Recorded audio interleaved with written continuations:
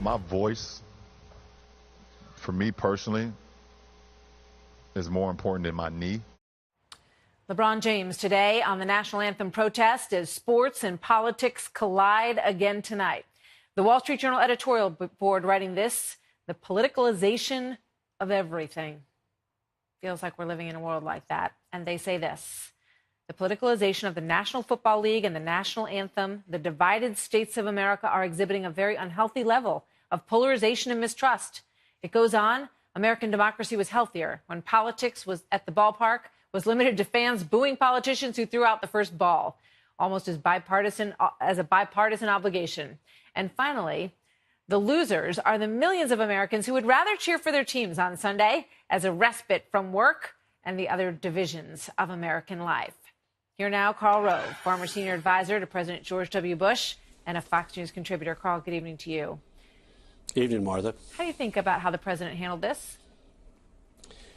Well, first, let me start by saying there's a natural instinct in the heart of every American when our flag comes rolling by or we hear the first notes of the Star-Spangled Banner to rise and salute. And I think if you walk down the street and ask people, do you rise when the flag comes? Do you rise when the anthem is played? That 8 or 9 out of every 10 Americans you ran into on a street corner would say, by gosh, of course I do. But I think the president mishandled this. I was struck by his comments in the speech at the United Nations. Really touched what it is to be an American and to have pride in our country. He had a wonderful line in there. He said, "We aspire to the approval of history."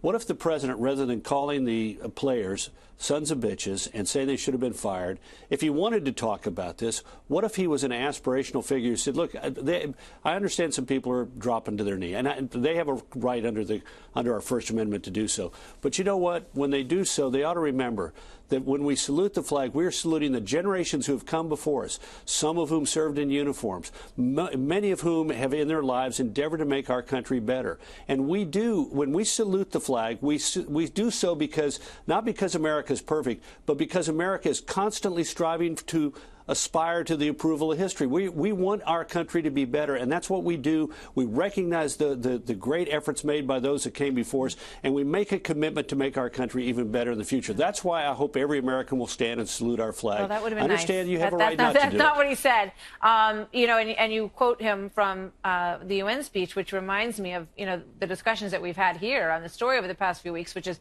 that the president had put together several weeks of really strong performances, for lack of a better word, and action. And look, and he had a it's great inevitable. week last We see week. it over and over again. That when that happens, it's almost like he likes to, kind of throw a spicy one out there and see if he can get some controversy going again. Do you think that's calculated? Is it because the health care vote just went down and he doesn't want the focus on that, or do you think it's just instinctual? I mean, it's hard to say.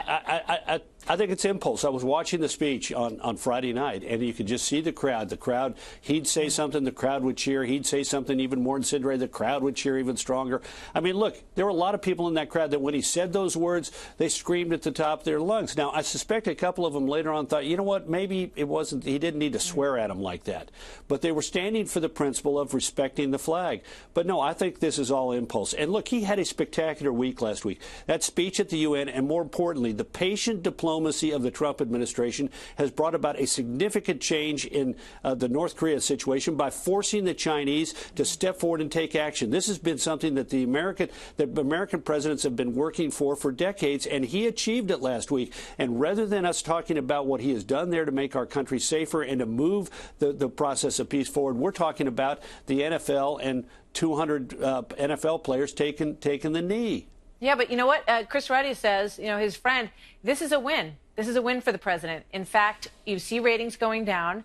You see that players now are coming forward, like Ben Roethlisberger and Villanueva, and saying, we agree. We want to stand for the national anthem.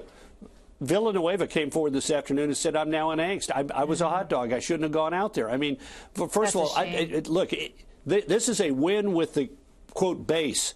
But the president is not the president of the base. He's the president of the country, and he had a chance to win this argument and put the people who are dropping to the knee on the defensive. If there were 6 people who last week dropped to their knee, if the president handled this right, this thing would be 5 people this week and 4 people next week. And particularly if he had done so in an aspirational way, that's what the president can do. Any president could do that if they put their heart to it. Karl Rove, thank you. Good to see you as always.